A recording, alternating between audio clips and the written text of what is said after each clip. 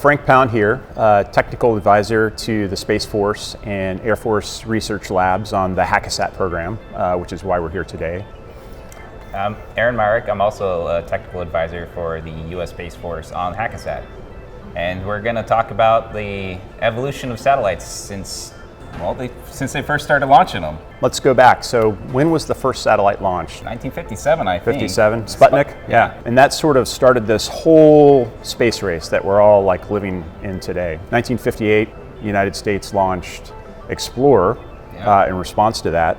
And President Eisenhower at the time said that we will no longer be surprised by things like Sputnik. And so we're going to get ahead of that, and we're going to be the ones that are surprising people with our space technology. So what came after Explorer? So I think they followed up with Vanguard and a whole slew of different exploration spacecrafts. There was Pioneer, followed by Voyager. Voyager's really cool. Still going. Yeah. So I think, was it 10 years ago, Voyager reached the heliosphere, right? Yeah. So that's the place in our solar system where the pressure of the sun's particles beat up against interstellar space.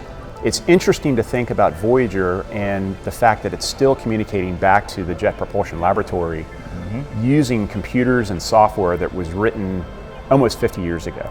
Like, who writes that stuff? Right. Yeah, and so it still has to be maintained. From what I understand, they still send firmware updates to that thing over speeds that are probably slower than, old dial-up modems. Pretty incredible. Speaking about security, what kind of security do you think was in Voyager? Like, cybersecurity? Not much. Like zero cybersecurity. Yeah, so Voyager was interesting. And then there's like a new generation of space exploration craft that are out there today. So New Horizons, we just did a Pluto flyby. And then we have the James Webb Space Telescope, which is going to be the upgrade to Hubble. So the Hubble Space Telescope, which was launched by the Space Shuttle in the 90s, actually right when it got up to space, they realized that it had some flaws.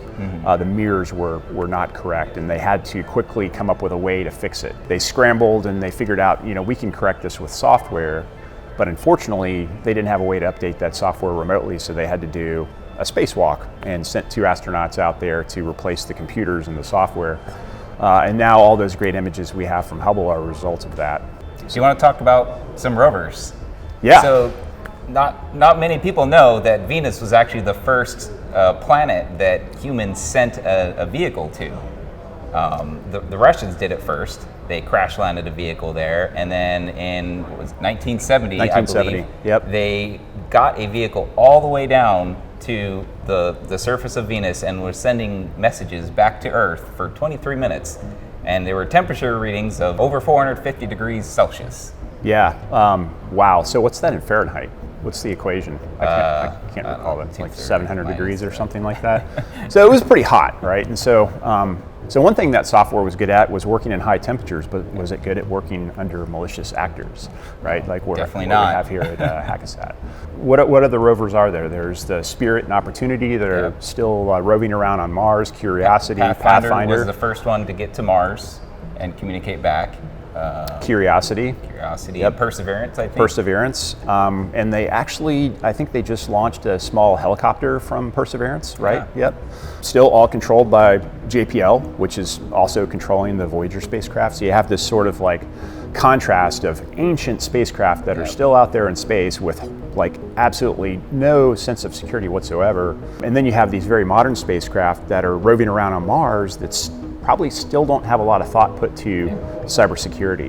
And so that's kind of one of the things that we're trying to get after here with the Hackasat program is we don't want to recreate some of the things that we saw happen with the creation of the internet, which was sort of spawned at the same time that the space program was, where we had a lot of this great innovation and these great capabilities that became commercialized right around the 90s, but security at the time was an afterthought. And we don't want that to happen with this new space environment where the democratization of space, fueled by companies like SpaceX, which in fact last January they had a record number of satellites launched at one time. I think it was 143 satellites on the Transporter 1 mission. And these satellites range the gamut from small 1U CubeSats to I think a quarter U. Quarter U satellites. Yeah. So it's amazing to see this.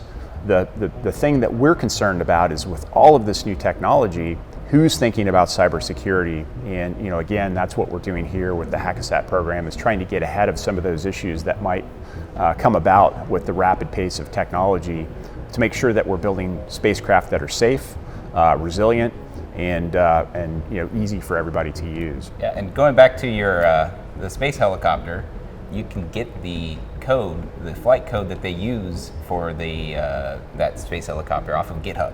JPL has released it publicly. It's called FPrime. Oh, that's actually a really good idea. It gives people a chance to go through the code, look for bugs, patch those vulnerabilities, and contribute that back to the community.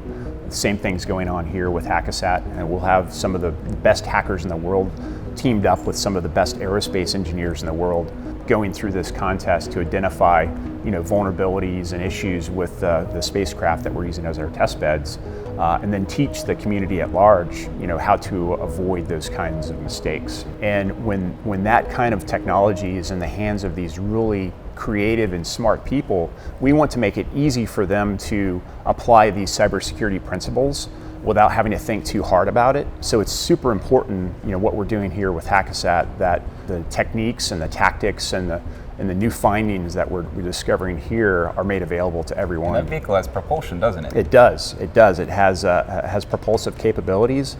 And imagine worst case scenario, right? If a malicious actor got a hold of one of those satellites and caused it to thrust in the wrong direction, maybe create a field of debris in space, that could endanger not only other people's satellites, but it could also endanger the future of space flight for a long period of time. So we need to build safety into our systems. And cryptography is important, but also safety of flight. And we do that a lot with mechanical designs already.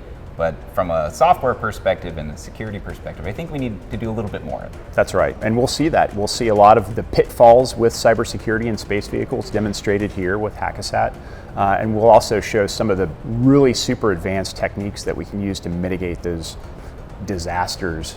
Yeah, so when we first started launching things, we didn't have cryptography, we barely had computers, we had some software and a lot of vacuum tubes.